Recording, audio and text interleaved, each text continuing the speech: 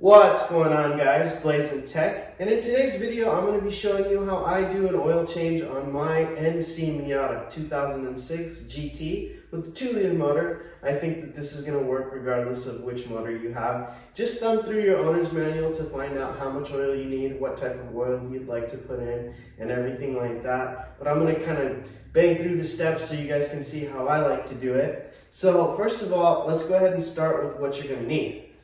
So for my motor, it calls for 4.5 quarts of 5W20, and I decided to go with a synthetic blend, conventional blend oil. Let's see what it says.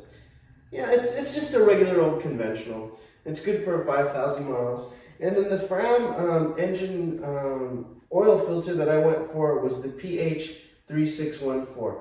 Now, I'm not going to lie to you. This is like the cheapest combination to do an oil change for my NC at Walmart. It comes out to less than like $25. But again, for me, I do the oil change every 5,000 miles. I think that it's fine as long as I go through and actually change the oil. You know, we're getting new fluid in there with the new filter. I think it's good. In addition to that, you're going to need one crush washer. I have a couple that I got from O'Reilly. They're about $1.19. I'm going to leave the Dorman part number for this here too, as well as all the links for the oil and stuff like that. Stuff that's going to make the job go easier. I've got some gloves. Obviously, you're going to need some tools. You're going to need a 3/8 ratchet with, I believe, a 17 as well as a 10 millimeter to undo kind of this plate. I'm going to show you. It'll help if you have an oil filter wrench too.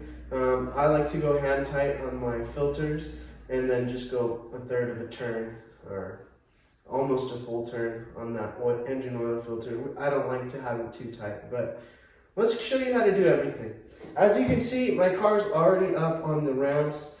You definitely need something to get the car higher, whether that's some jack stands and a floor jack, or like me, I just use ramps. The car is kind of deep in the garage. I might actually back it up so I can get under there and crawl.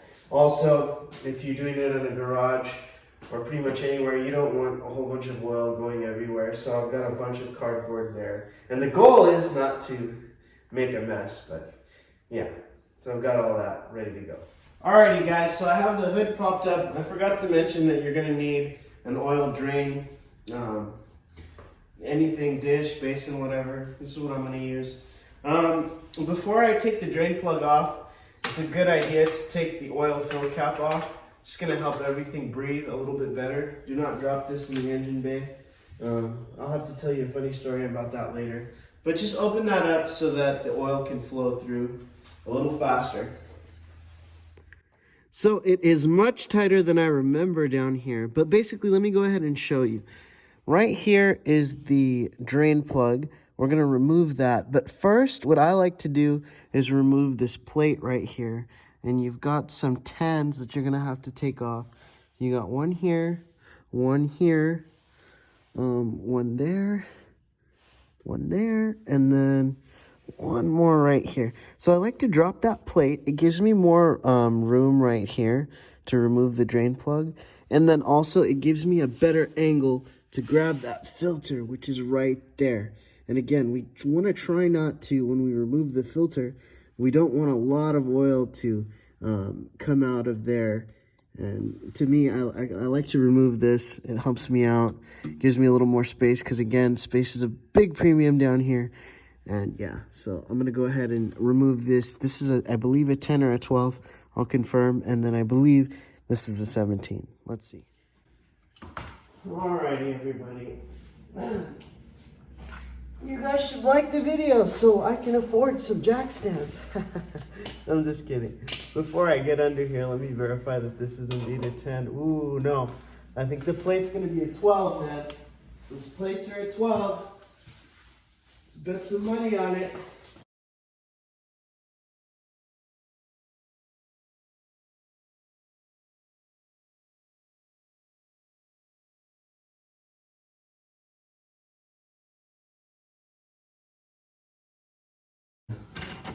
It's not going to fly off because that would not be fun. Would not be fun, guys. Okay. So I recant my previous statement. All right, the plate is out. The plate is out. I just like this. It gives me a little bit more space to make the turn. You could definitely do it without removing this, but I like this. Nice to see. You can also check your oil pan gasket and stuff like that while you're down here. And yeah, no, yeah, you get a little bit of a better position for the oil filter. So yeah, you should definitely remove that. So this part is fun, okay? So what you have to do is, where's my 17? This is all part of the fun, guys. Okay, here's my 17.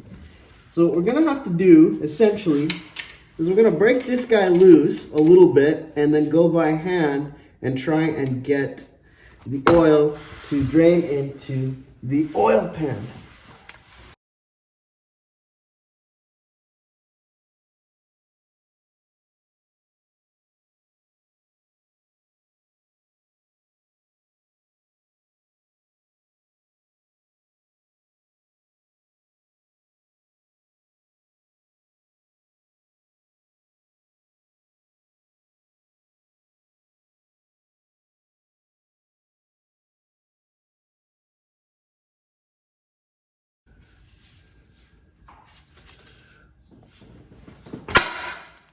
Okay, there we go.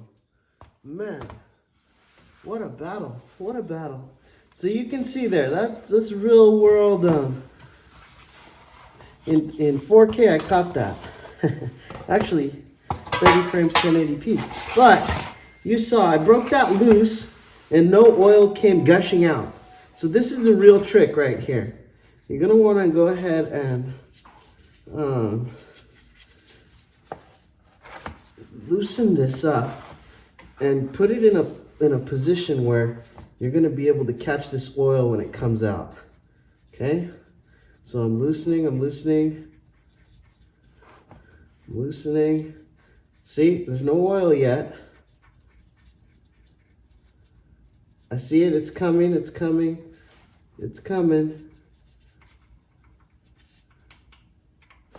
Ooh, there we go. Okay, see, I shot a little bit too far. And that's why I've got a glove, and I've got like 3 pairs of gloves, but this glove is shot. So what I'm gonna do is I'm gonna carefully remove it, and then you don't wanna drop your drain plug in here. That's a big no-no. And you just wanna be mindful of where the stream is going. You see, initially it was coming more to the left, and you just watch it. And you want to look and see. I can see right here. I don't see any like metal shavings or anything like that in the oil. It just looks a little old, I guess is a good word to say. I think I have like 4,300 miles on the oil. So yeah, to be expected. Okay, everybody, you also need a plethora of like old rags. That's just gonna help everything.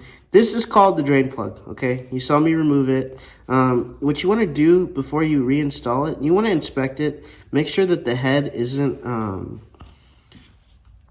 rounded off or anything, so you can go ahead and reinstall it properly. You can see this little washer in here. That's called the crush washer. Now this is the same exact size Dorman that I used last time. My Mazda dealer was closed when I was doing my oil change, so I had to just shoot from the hip. And this crush washer worked out really well for me. So what you're gonna wanna do also, you should inspect the threads and everything and make sure that it looks good. Drain plug looks really good to me. What I'm gonna do is I'm gonna get a flathead screwdriver and just carefully remove this crush washer. All right, guys, so I got a little flathead, and what you're gonna do is, yeah, it's super easy to just get this off. I've worked with some crush washers that were literally like so tight onto the drain plug. It was very fun to get that off. I'm just kidding, it wasn't very fun at all.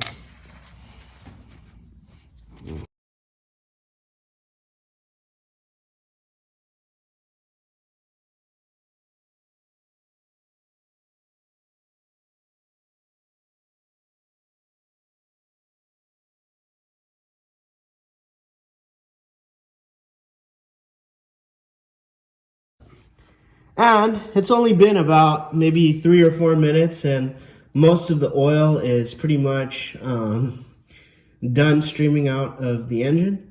We got little drips here and there, and I'm just gonna leave that for a while. I don't have much to do today. Alrighty, everybody. So this is pretty good for me. I'm happy with how much oil has come out. You can see it's kind of just dribbling off the lip there. So again, I checked my drain plug and everything, and it looks good. I've got a new crush washer on there, and what I'm gonna go ahead and do is I'm gonna kind of stop that dribble with the rag, and then get the drain plug into position to be reinstalled hand tight.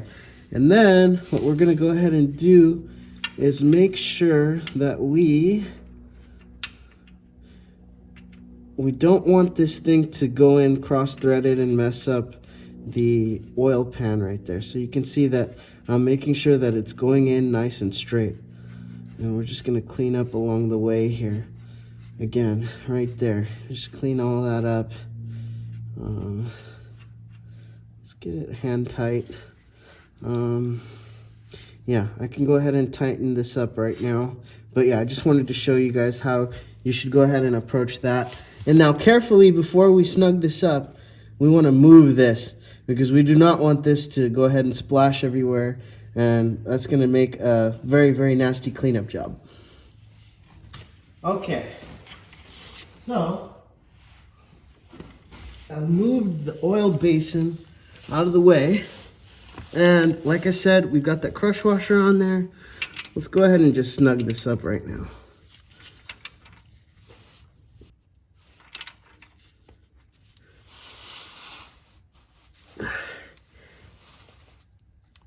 That ought to be good right there. I'd say that's good.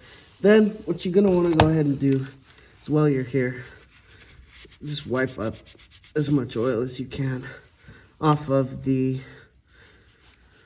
oil pan. Nice and snug. Give it a rest, little 2-second break. Let's get one more turn on this guy, if we can. Yep. That ought to be good. Perfect. Crush washer is nice and sealed up. Now is the fun part. Let's get this filter off. Alrighty, everybody. It's probably going to be the most difficult angle for you guys to see. I'm going to kind of have to just do this and you guys not be able to see. But essentially, what I'm going to do is I'm going to loosen this up a little bit. And then I have a plastic bag that once I've broken it, the seal, with a filter wrench, what I'm going to do is I'm going to turn this counterclockwise into a bag right here. So the oil that comes out is going to spill into a bag. And then I'm also going to have the oil basin right here just in case anything spills. Because what ends up happening is if you just remove this filter right here, you're going to get oil all right here on this frame rail. And it's just going to be this nasty, nasty mess. And you're going to have to clean this up. And then if it gets hot, it's going to smell like burning oil, and it's just a big headache. So this is kind of just a plastic bag method. People are Ziploc baggie, an old one. People like to do this. But yeah, I just don't have the angle to give you the shot that would portray this perfectly, because I can't do this from like right here. I need to be where the camera is. Okay, so I looked disheveled. I had to take my Columbia off. Things got serious. I ended up getting the oil filter out, and that's really the toughest part of this whole job, is to get that off and not get oil everywhere.